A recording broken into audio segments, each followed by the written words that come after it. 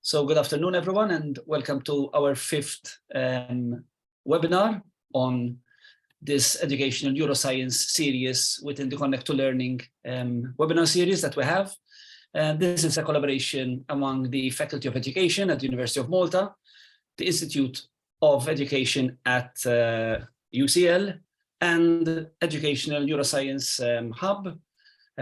Together, we're trying to provide you with information and knowledge about educational neuroscience. Today, we have Matthew with us, who is a doctoral student at the University College London. And I will leave now the word to Erica to say something about educational neuroscience, and then to Michelle to introduce our speaker. So thank you, James, and thank you, Matthew, for being here to discuss the facts and myths about ADHD. A teacher's ability to understand how the brain works and how they can influence students' learning should be at the very heart of education. Therefore, the aim of this collaboration between the Faculty of Education, the Education Neuroscience Hub, and the Center of Education Neuroscience is to create awareness and a better understanding of the development of the brain within the context of teaching and learning. Teachers who use a scientifically informed approach to evaluate educational assertions will be able to help their pupils learn more effectively. And more importantly, these webinars also aim to create a bridge and a common language between science researchers and practitioners, as well as parents, enhancing evidence-based strategies which are more likely to succeed with today's students. Thank you for being here. I hope you enjoyed this informative talk on ADHD. Michelle, on to you. Yes, thank you, Erica. So I'm going to introduce our speaker for today. Apologies for the background noise, it's my dog. So Matthew Slocum is a doctoral researcher and high school teacher based at the University of London Centre for Educational Neuroscience. His research interests include the development of children's reasoning abilities, concept learning and transfer, misconceptions in developmental disorders, and translating cognitive science into classroom practice. A bit of an introduction about today's topic. Attention Deficit Hyperactivity Disorder, better known as ADHD, is a neurodevelopmental condition clinically characterized by impulsivity, hyperactivity, and difficulties in attentional control. It is one of the most commonly diagnosed neurodevelopmental conditions, estimated to affect 2 to 7% of people worldwide. In school, children with ADHD can have difficulties controlling their attention, organizing their thoughts and actions, and regulating their emotions and behavior, all of which can affect their ability to learn and develop. Understanding ADHD provides a valuable toolkit for supporting children, although while public understanding of the condition has increased in recent decades, many misconceptions still exist. This talk aims to address some of these misconceptions by providing an overview of the different ways ADHD can affect children, the causes of ADHD, and approaches to support children with ADHD in the classroom. And without further ado, I give the floor to Matthew now so that he can start his presentation. Thank you, Matthew. Thank you, Michelle, for that introduction, and to everyone for coming to this talk today, and also to the organizers for organizing this wonderful series of webinars. I've been to several of them, and they've been really interesting and informative. So today I'm going to talk about attention deficit hyperactivity disorder. It's more commonly referred to as ADHD.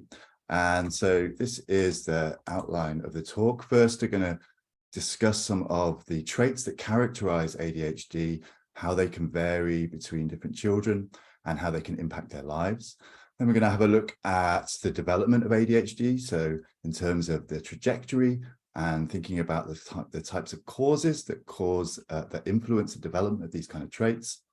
After that, we're going to have a look at what ADHD looks like in the brain, thinking about the different kinds of neural structures that are involved that may contribute to these kind of traits, and then using that, we're going to think about how we can support children with ADHD traits in the classroom.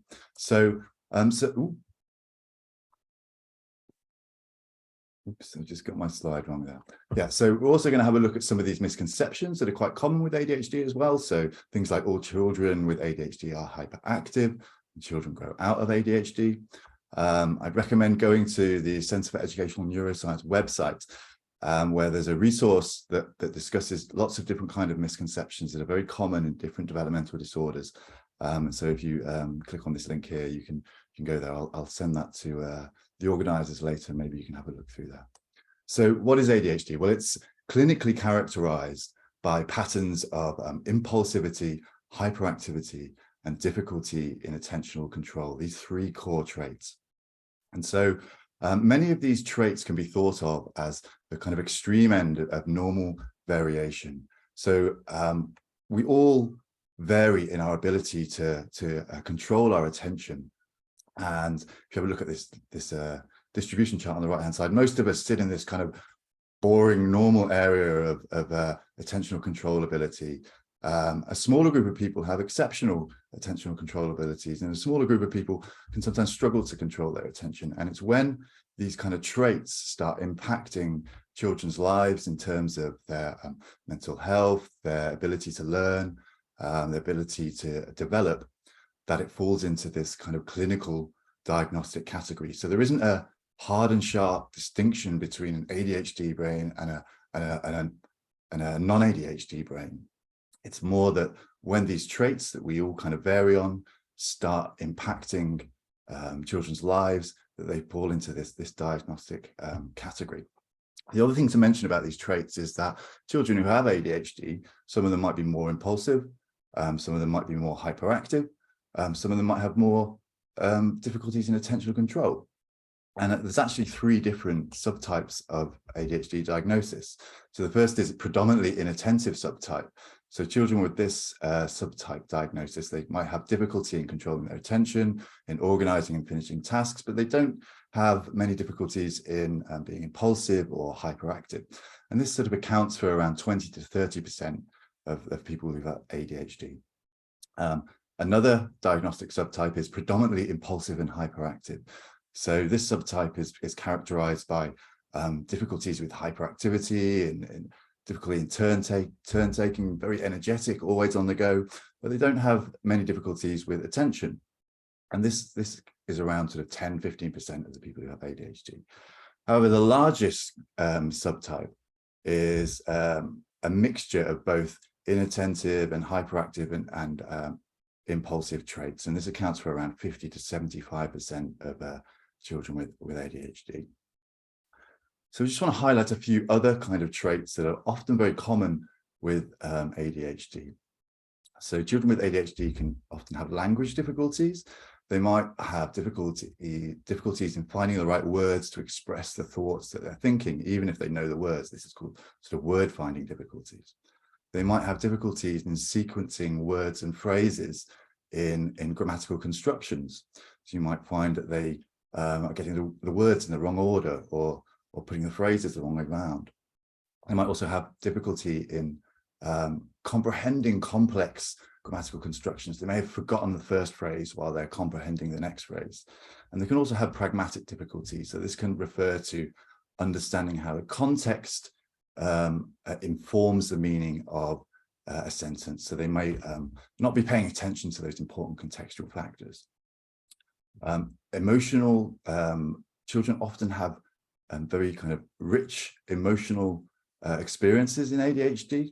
And this is because they might have difficulties in regulating those emotions. So they can get kind of really excited very quickly, and they might get upset quite easily as well. So you can think of sort of having ADHD is a bit like, it can be a bit like falling in love and breaking up all in the same day, perhaps multiple times a day, perhaps multiple times a week. So you can have a very intense emotional experience if you have ADHD. Movement difficulties and motor difficulties are very common in ADHD, both fine motor and gross motor coordination. So it's very common that children with ADHD can have difficulties with their handwriting or coordinating fluid motor controls. It's very common that children who have ADHD have sleep difficulties. They can have very restless and disturbed sleep patterns sometimes. So there's also several other co-occurring difficulties that that commonly occur. So children who have ADHD are more likely to also have autism, and they're more likely to also have dyslexia. But I wanted to focus on these 4 here, because it's argued by some researchers that they should actually be included in the diagnosis of ADHD, because there's theories that suggest that actually it's the same kind of common cause that's causing these kind of difficulties.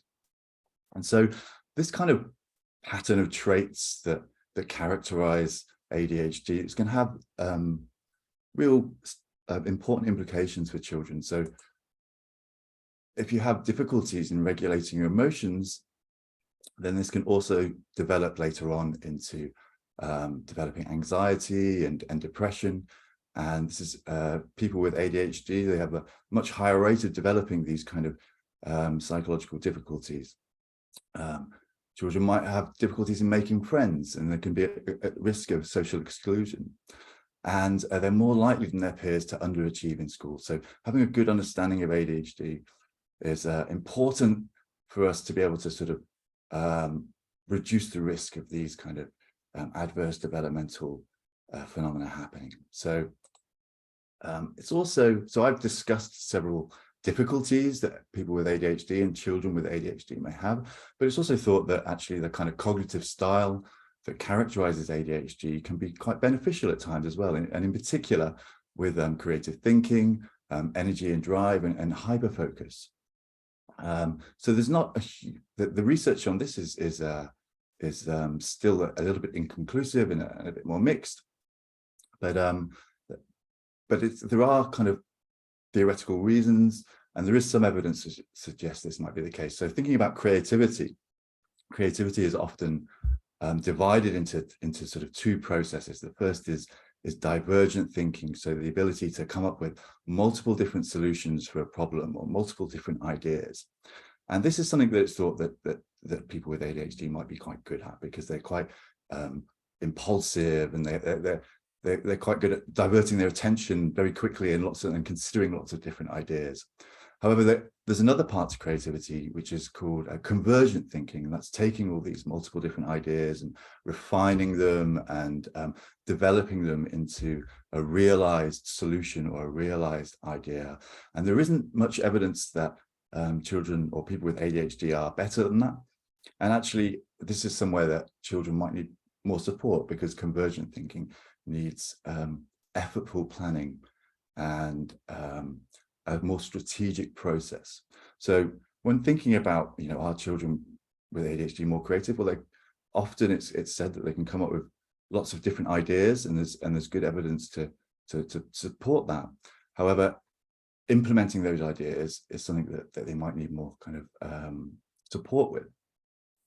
So energy and drive and hyperfocus are also thought to be beneficial. So people with ADHD can be really enthusiastic about something, and that's a good thing, and that's something we can capitalize on in schools. So if children are enthusiastic about a particular topic, then we can work with that when we want to support the development of the strengths of this particular individual child.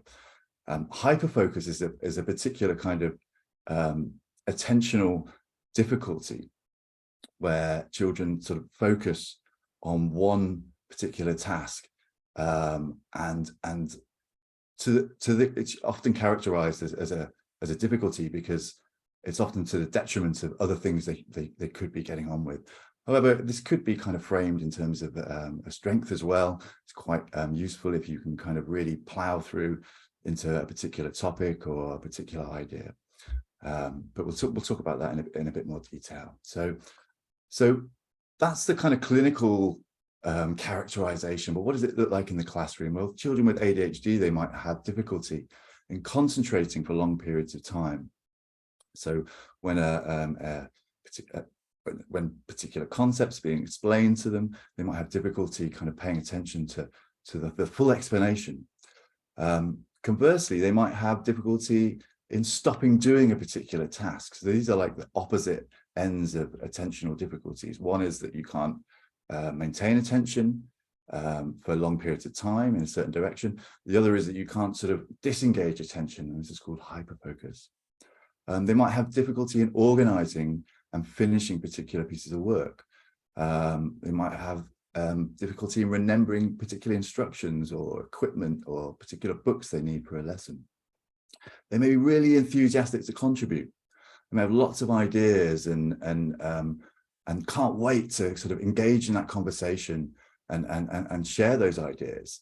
And the other side of that is sometimes they might struggle with turn taking. So turn taking in conversation or turn taking during particular tasks or play. They might be really energetic, and that might make it quite difficult for them to sit down and stay seated for long periods of time. The other side is that they might be the quiet one at the back. If they're more inattentive and less hyperactive, they might be sitting at the back, struggling to pay attention, but going unnoticed. So it's useful to kind of consider that actually not all children with ADHD are hyperactive. Some of them are more inattentive and can be quite and can be overlooked sometimes. They can often have difficulties when developing their handwriting. They might have difficulties in organising sentences and remembering complex sentences. And they have lots of ideas. They might have lots of ideas, but struggle to realise them in their work. So what does this look like in development? So ADHD, what causes ADHD to develop? Well, it's not precisely clear what causes, although the research suggests several different things. So the first is that ADHD is likely to be caused by the interaction of lots of different small factors. So rather than one, there isn't one ADHD gene and there isn't one particular environmental factor that causes ADHD. It's thought that it's going to be the interaction between lots of different little causes. And those causes might vary depending on person and depending on their genetic makeup and depending on the kind of different environmental factors that are around them.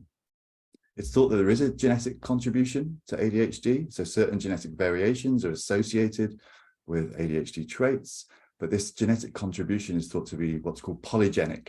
So that means there's multiple different genes interacting rather than one particular gene. And different patterns of genes might be associated with different types of ADHD. This isn't very clear at the moment, but it's certainly a possibility. And these genetic variations then interact with a range of environmental factors that shape brain development through the course of childhood. And it's thought that several different kind of factors are associated with developing ADHD. These include psychosocial adversity, so trauma in childhood, exposure to particular toxins, certain food additives like E numbers, medical difficulties during pregnancy. All of these things are associated with ADHD, developing ADHD traits. However, just to kind of say again that it's not one of these things isn't going to cause ADHD. It's this interaction between different kind of genetic profiles and different environmental experiences. So a couple of things to point out here. So firstly, that being predisposed to ADHD because of a particular genetic variations does not mean that ADHD is going to develop. So a useful analogy here is to think about the construction of a home. So if you have a house that has thick walls and poor ventilation, you could say that that house is predisposed to being a warm house. But whether that house is actually warm depends on environmental factors. It depends how cold it is outside. It depends on whether there's heating in the house. So even though the construction of this house predetermines the house to be warm, whether it actually is or not is determined by this interaction between its construction and the environmental factors outside. And it's the same with ADHD. So you might have genes that predispose the development of ADHD, but whether that happens or not depends on this interaction between environmental factors as well. And so you might have the genes and it doesn't develop because of certain environmental factors, and vice versa might be true as well. There's no evidence that certain parenting styles cause ADHD. This is a common misconception, and certainly isn't any evidence to say that certain parenting styles cause ADHD. They might be able to kind of mediate symptoms or traits later on, but this isn't very clear. But it's certainly not the case that, you know, a particular parenting style is the cause of a particular child's ADHD. And there isn't actually evidence that sugar causes ADHD as well. This is another misconception that's quite common. There certainly isn't evidence for it. There's lots of studies that show that, yeah, ADHD traits are correlated with sugar intake, but that might, one reason why that might be the case is that if you have ADHD, you can be quite impulsive, and you might not be able to inhibit the desire to have that nice cake or sugary drink. There is some evidence to suggest that particular sugary drinks are associated with developing ADHD. And that's thought that it might be other things that are in these sugary drinks, such as E numbers and things like that, rather than the sugar itself. So what does the kind of trajectory of ADHD look like? Well, ADHD is classified in the academic world as a neurodevelopmental condition. So that means that, you know, these patterns of traits emerge as the brain changes across development via this interaction between genes and this complex environmental factors. And diagnosis typically takes place early in childhood. So it's often when children start school and they need to, and they're kind of immersed in this more structured environment where they have to kind of start behaving by certain rules, and they have to exert some sort of self-control, that these kind of traits start being noticed. The particular pattern of traits that might characterize an individual's ADHD might change across development as well. So it's thought that, so some studies have shown that some children might be more hyperactive when they're younger, and they might be more inattentive later on. But it's important to note here that these kind of traits emerge from such a complex interaction that lots of different kind of variations can take place. So is ADHD a childhood condition? This is one misconception that's quite common, that it is a childhood condition, and sometimes it is, but more often than not it isn't. So one particular study that followed up quite a large cohort of children into adulthood found that 15% of those children still met the full diagnostic criteria later in life. But more importantly, 50% of these still reported significant ADHD impairments. So for a lot of people, ADHD can be a lifelong condition. For some children, it can kind of, these traits can kind of, they can sort of go into kind of remission, and they can, and they're not a problem anymore. But for the majority, they still affect their lives in some kind of way afterwards. So let's have a look at what's going on in the brain in ADHD.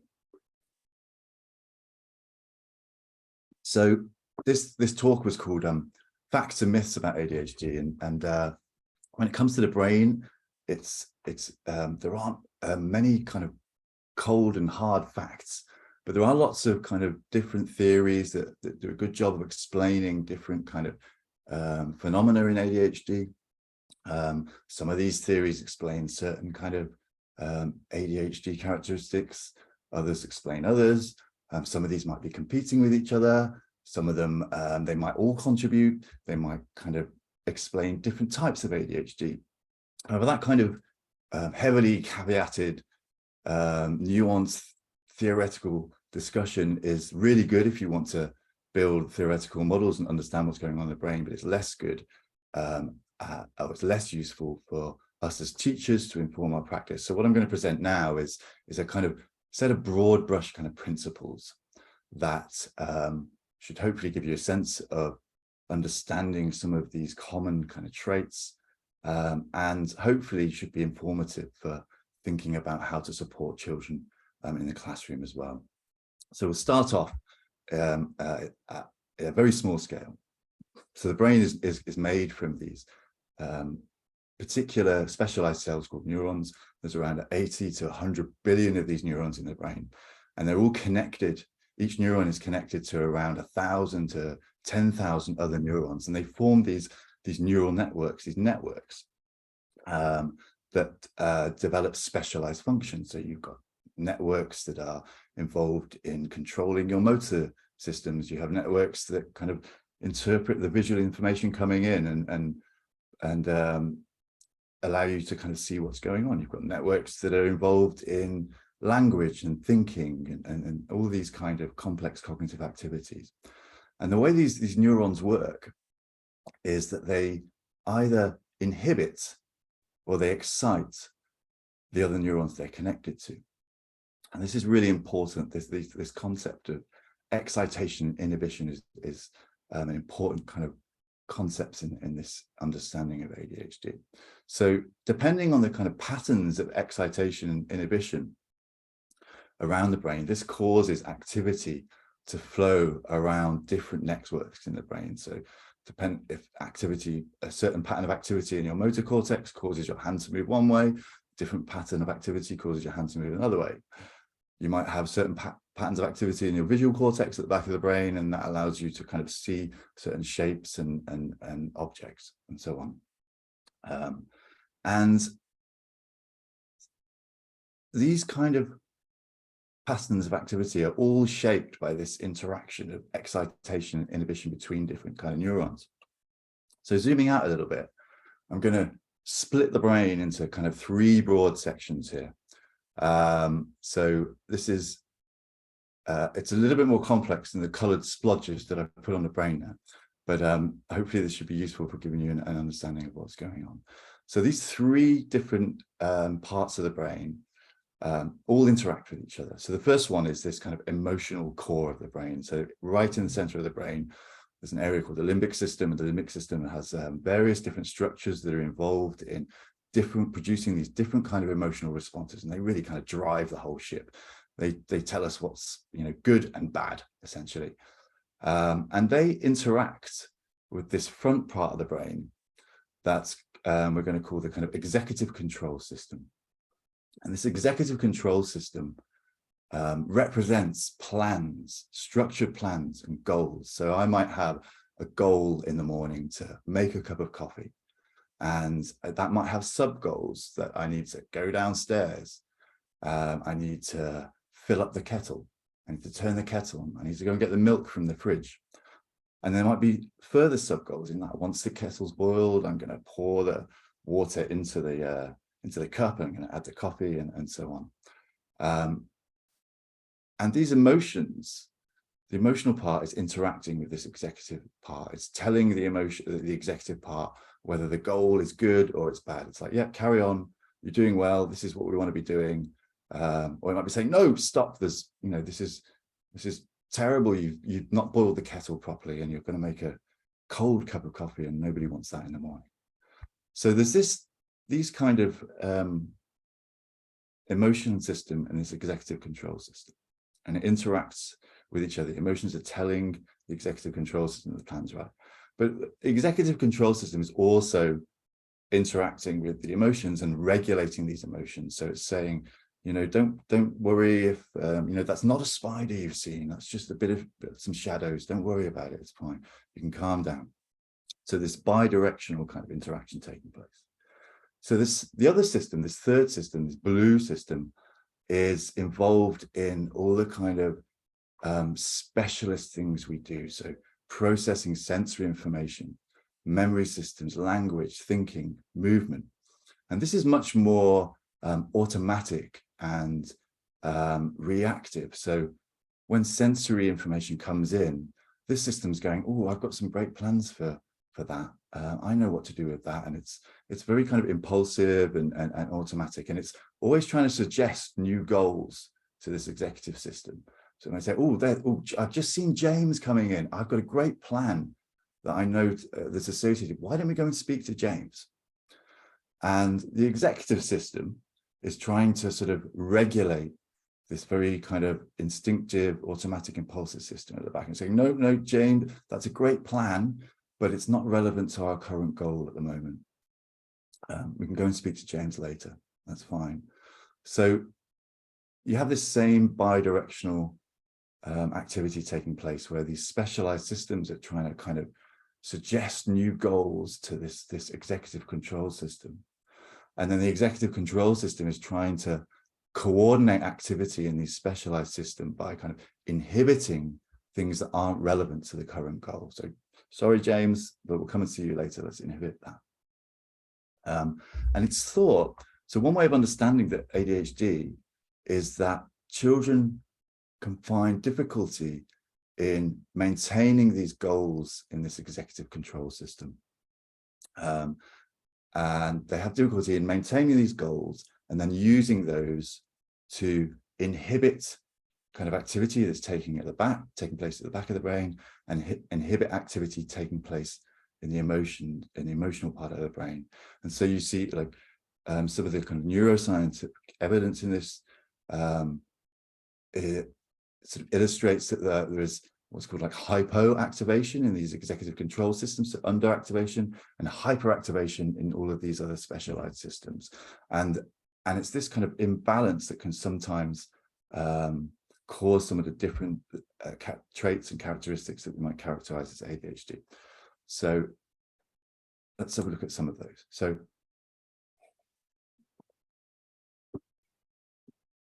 if the executive control system is struggling to kind of inhibit this emotional responses in the emotional system, this can result in very strong emotional experiences. So children with ADHD and people with ADHD can get very excited, and they can get very upset quite easily as well. So you can see how this kind of this kind of emotional control system, or this executive control system, is struggling to regulate these emotions, and this produces these very strong emotional responses. When it's struggling to inhibit activity in these kind of instinctive, responsive, specialized systems at the back, that's when things like distraction and forgetting and hyperactivity can take place. So if you think about, let's think about distraction for a start, and forgetting. So if you've ever walked into a room with a particular purpose in mind, and then suddenly forgotten what it is that you're going into that room for, you can think of that like, so your executive control system was representing this goal. I need to go into that room to, I don't know, collect a pencil for the particular task I'm on at the moment, and it's maintaining that in this kind of executive system. And then as soon as you go through this room, there's this flood of new activity in the back of the brain, and it sort of knocks that goal out of mind, and you're sort of stood there in the room wondering what it was that you were there for. Now, if you think about dialing down the amount of information that's needed to knock that goal out, that can give you a sense of why children can forget about things who have ADHD, why they can get distracted easily, because there's a lot of activity taking place at the back of the brain, and it's having a big influence on the maintenance of this goal, and it ends up sort of knocking this goal out because the front of the brain is struggling to kind of inhibit all of this information, this sensory information that's taking place. And the same is true with hyperactivity. So the motor system is involved in thinking about lots of different motor commands and plans that it can do in the near future, and a little bit further away and a bit further away. And when the kind of brain is struggling, when the front of the brain is struggling to kind of inhibit all of these suggested motor commands, then they can kind of end up influencing the current goals of the system. So children might, this part of the brain might be saying, oh, let's go and, yeah, let's go over there and speak to George, or why don't we just throw this ball over there, or just kind of make all of these kind of different motor activities that the executive system is struggling to kind of inhibit. And so,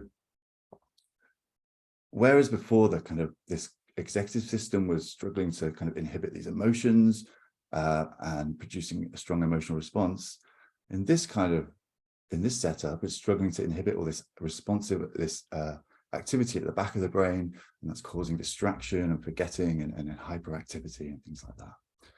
Now, there's a different kind of attentional difficulty that children with ADHD can have called hyperfocus. And that seems sometimes a bit counterintuitive, that, well, why, if children are very distractible, why are they really good at focusing on particular things? So if you recall that this emotional system is also telling this executive control system whether the goal is good or not.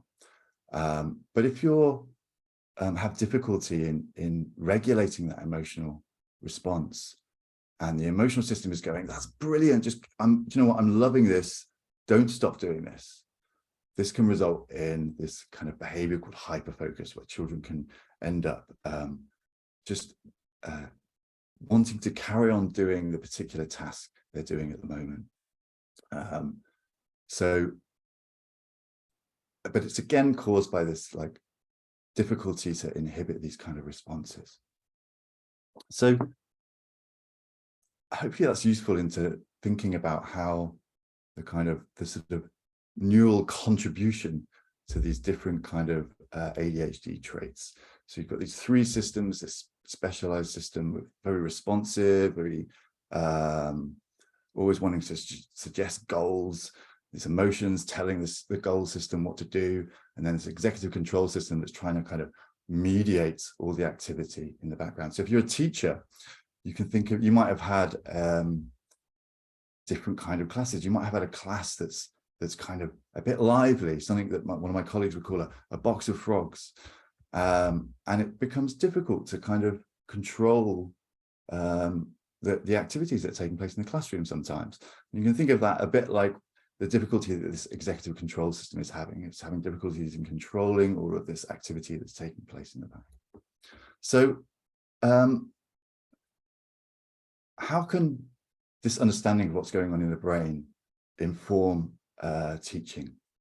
Well, there's a few principles that we can kind of work by here. So if children are struggling to maintain these plans in mind, these structured plans in mind, then a good broad principle for informing how to support children is to provide extra external scaffolding outside.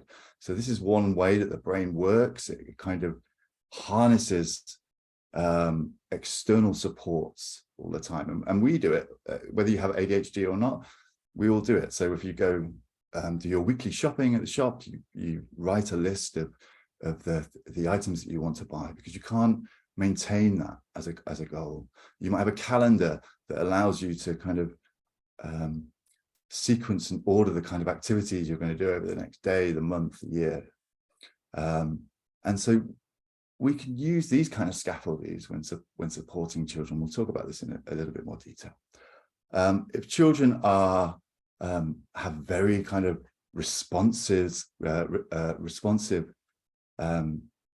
stimulating experiences at the back of the brain, if they're very responsive to sensory information that can be distracting, then we want to think about, well, how can we kind of manage the distractions in the environment where they're at, where they're situated.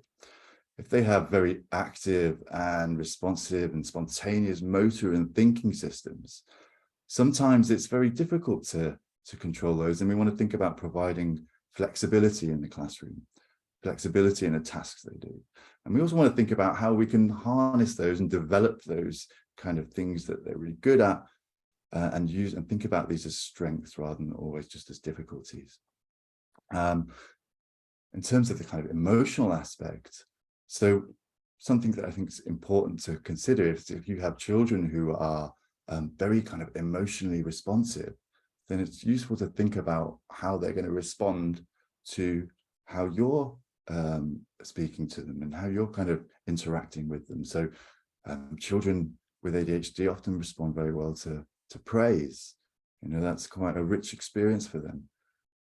Conversely, it can be quite difficult if you're a child with ADHD and you're being told that the thing you're doing is wrong all the time, you know, particularly if you have this very strong emotional response. So it's also useful to consider how children are going to emotionally respond to the kind of teaching experiences and interactions that you have with your students. It's also useful to think about different regulation strategies, emotional regulation strategies. I know Erica's going to be talking about that in the next seminar, I think. And think about, well, if children are having strong emotional responses, then they're probably going to need a little bit more time to cool off after being upset or a very exciting event that's taken place. So just going to go through a few more of these in a little more detail before we finish up. So in terms of, how can you kind of support children to maintain goals and plans in their mind? Well, might be useful to provide memory aids for the sequence of a task. So that might be a list of the tasks that the children have got to complete in a particular learning experience. Some children are really good at maintaining those in their mind. Some children need a bit more support in that. So that could be a chart or a list that they have on their desk, or it could be something on the board as well. It's useful to embed regular routines in the classroom, and that kind of so children understand what's coming next. So change can be very distracting, or unexpected change can be very, very distracting. But if children know that at the start of a lesson they're always going to be doing this, or when we're doing a maths activity, they're always going to start with this task first and then this next, and then we're going to do that one at the end. That can provide that kind of structure that children with ADHD work better in. If children are finding difficult to remember all of the tasks, all of the steps in the tasks, then breaking a task down into smaller goals and just saying, look, let's just do this particular part of the task first. And once you've finished that, come and see me, and then we'll move on to the next one, rather than giving lots of different steps. It could be helpful just to give very specific, particular goals one at a time. Explicitly highlighting the sequence of activity can be quite useful. So making a point of saying, this is the first thing we're going to do. The next thing, once we finish that, we're going to be moving on to this. So we're going to do that one first, then this one next. After that, and only after we finish that, we're going to move on to this one. And so using language to highlight the kind of structure in a task can support children in sort of maintaining these goals. A useful thing to do might be to provide checklists for children. So you might have a list of a sequence of tasks they need to do. And then children can then actually read the different sequence of tasks, and they can monitor their own kind of behavior. So you can think of this like externalizing this structure into the outside world, and they've got a little worksheet that they can work from with a checklist on, and then they can monitor which parts they've done and they know what's coming up next. Something that's been shown to be quite useful through the research is daily report cards.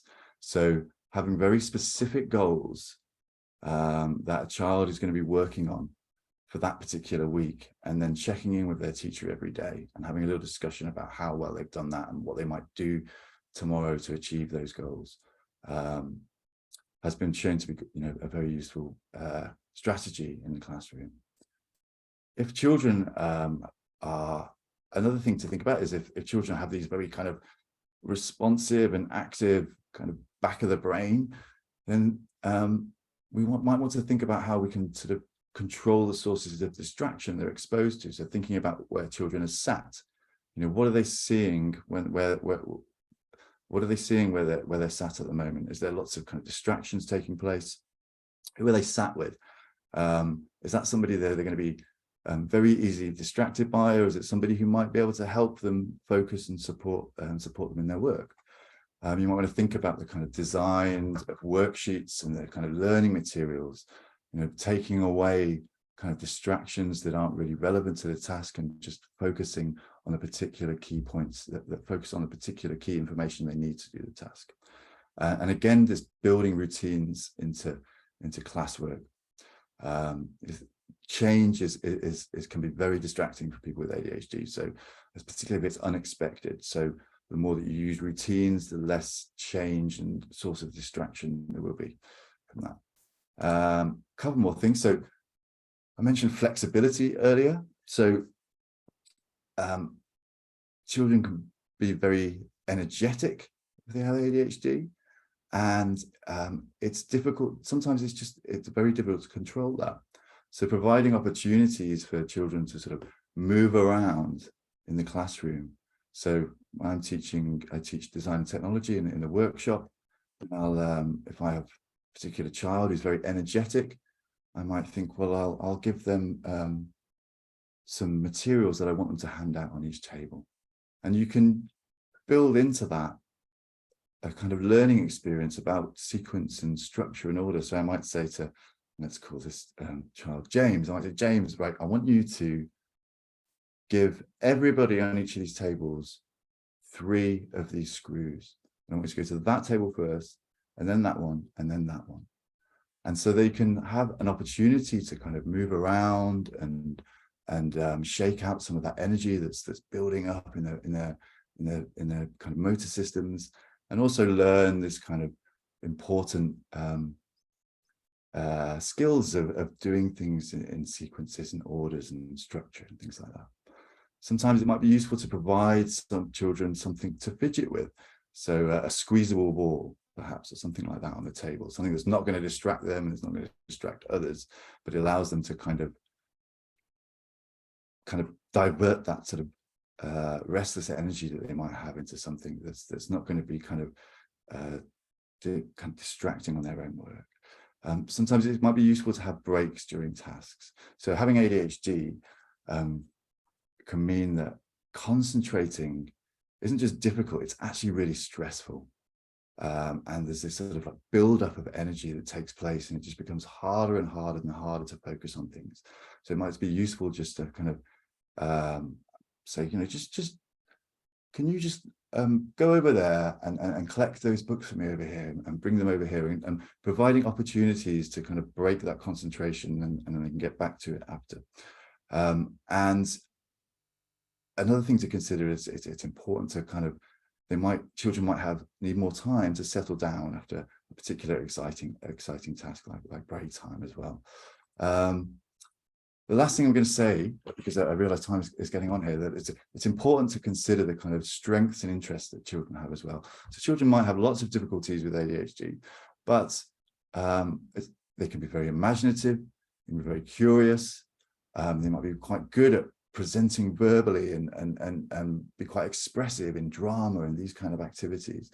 So thinking about how these can be harnessed in a particular learning experience can be a really good way of building and capitalizing on these strengths, and allowing these children to not just to think they're actually quite good at things as well. It might be a particular kind of project where they're able to kind of explore a particular topic or something like that. Children with ADHD often love exploring and investigating things. You know, how can we think about different kind of classroom activities that allow children to be able to do that? You can also think about, if you're doing group work, you know, how, you know, what kind of skills do these different children have, and how you might have a child who has ADHD traits, but they're really imaginative, and you might have another child who's very good at planning. So thinking about the composition of group work can be quite useful for supporting the development of these particular strengths that they might have. So I'm going to finish up here, but I think we've got some time for questions now. I'll just put these few links on this last slide. So if you go to the Centre for Educational Neuroscience website, there's lots of resources on different developmental disorders. ADHD Foundation is an excellent website that has lots of different strategies and resources for working with children with ADHD. And I'll just highlight as well that the SEND seminar this Thursday is actually about developing a school-based toolkit to support primary teachers with ADHD. To support children with ADHD. So if you're interested in the kind of research that's going on in this area, come along to that and have a chat. But thank you for listening, and look forward to if you have any questions. Thank you, Matthew. That was one interesting session. I really enjoyed it. In fact, a lot of information that we can take on, as concrete information and strategies we can take on into the classroom, in fact. So thank you. I'm glad you mentioned emotion regulation. You stressed a little bit on that. So now next week's session is going to be on how teachers can regulate children's emotions in the classroom. So we'll be seeing the link between cognition and emotion. We've got a few questions here. In fact, Matthew, hi, I'm conscious that I have a number of ADHD pupils who have a gaming addiction. Do you think this is by chance? So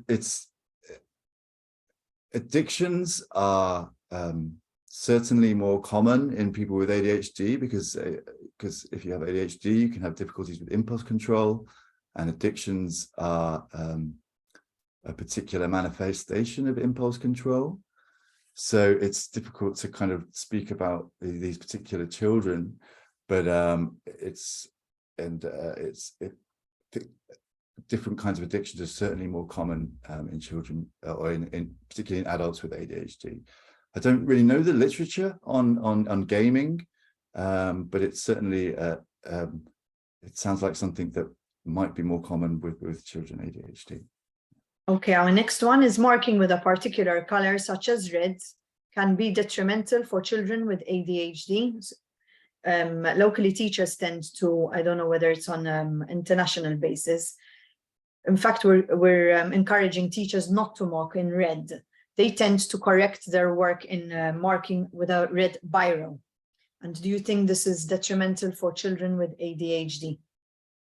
So in terms of it communicating some kind of negative? Negative, yes. It's right. Red tends to be have negative connotations. Yeah, that's a really interesting point. I haven't really thought about that much before. And I think it perhaps depends on the individual child, that, you know, some children might find that a bit more negative. But it depends what you're kind of writing, really. If you're writing "this is amazing" in red, then maybe that would still be seen as a positive kind of.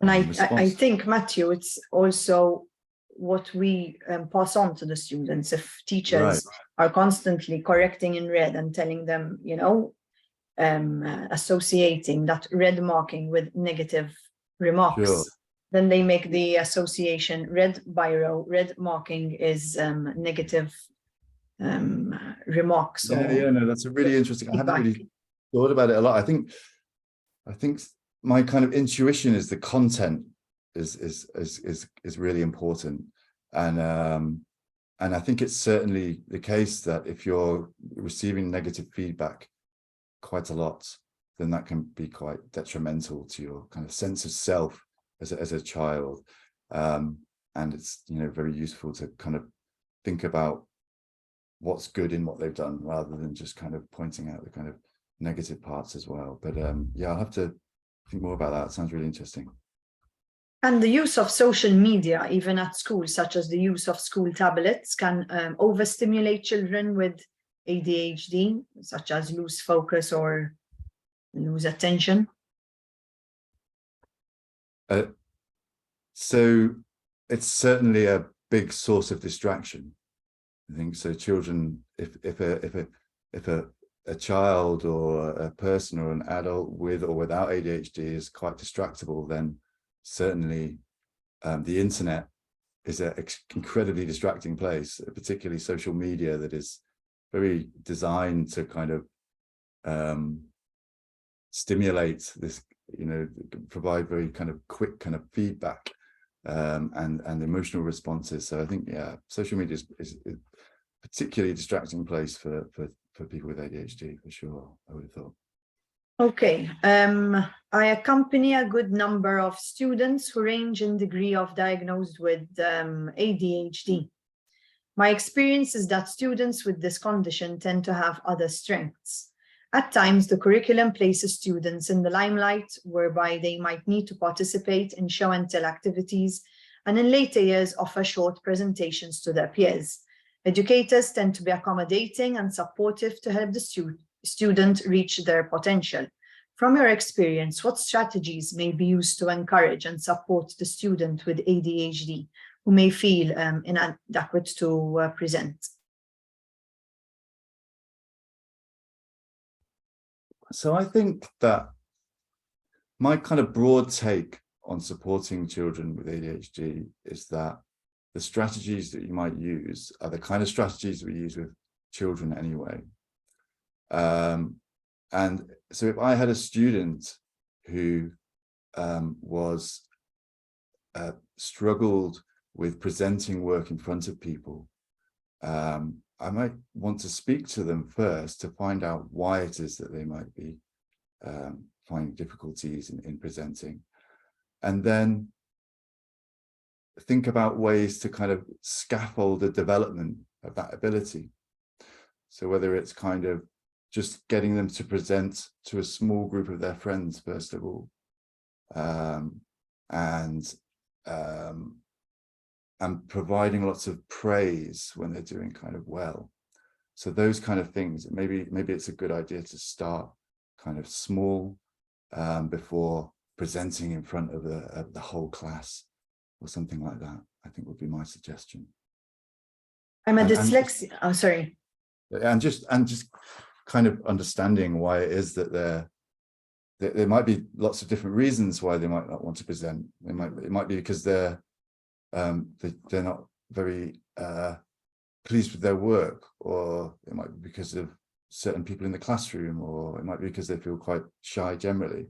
So I think understanding why it is that they have difficulties or might have difficulties in presenting is probably quite informative in thinking about how to develop those skills. I'm a dyslexia specialist teacher, and the interesting thing is that the recommendation for classroom support for students with dyslexia and ADHD are the same. I wonder if this is due to the incidence of comorbidity and similar issues with processing, or is it that it is more important for these students to be exposed to good practice? But it is just that, good practice. Yeah, I don't know much about the kind of supports that are given for dyslexia, but so I'm not sure is the answer to that question, but I think that often if you think of the different things that children do in classroom as skills, whether they're writing skills or reading skills, or the skill of writing an essay or developing a project, and then it's always useful if children are having difficulties with those skills to break them down into the kind of and provide supports at a very fine-grained level. And I think that's maybe the kind of perhaps is the shared kind of pedagogical advice that goes across dyslexia and ADHD, that you know, focusing on very small kind of sub goals and small skills can be quite beneficial. So but I couldn't, yeah, I don't know much more in terms of why the kind of advice would be the same aside from that. Okay, thank you for the tangible examples of how to help ADHD learners in the classroom. My question is, what happens when strategies for ADHD learners are counterproductive for other learners? For example, routine sometimes alienates some learners. Yeah. So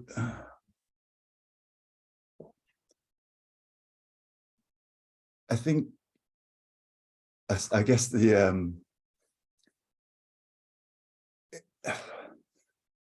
I think you always face this challenge when teaching, in that some things kind of work in some contexts and they might not work in others, and one of the reasons might be that actually it's kind of detrimental to other learners. And so I would think about alternative ways that you can achieve the same kind of goal. So perhaps it's worth thinking about what it is, what's the actual goal that I want to achieve with this child by kind of giving them more structured routines. And then if that's having some kind of impact or detrimental impact on other students, then thinking about, well, how else can I provide some kind of more scaffolded routine support to this child?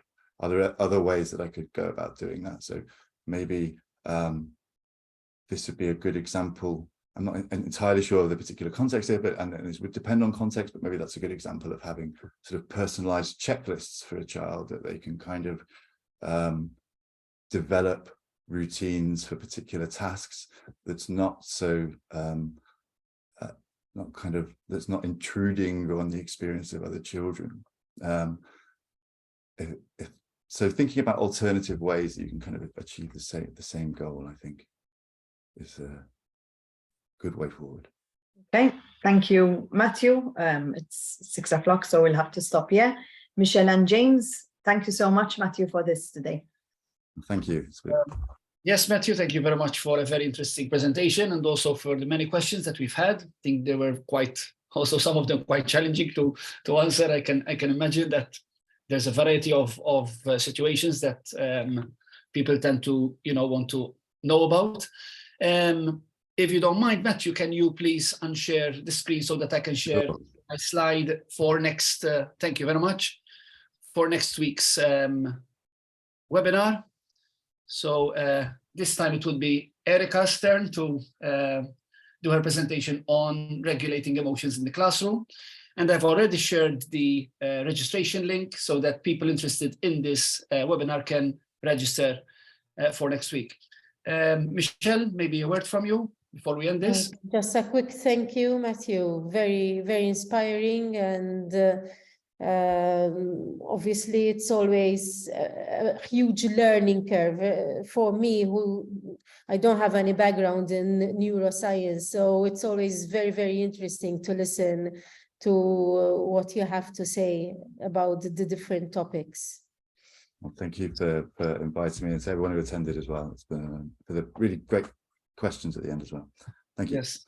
Thanks again, Matthew. Thank you, Erica, and thank you, Michelle. Thank you all to all our attendees, and we'll meet again next week. Have a nice evening. Thank you. Have a nice evening. Nice evening.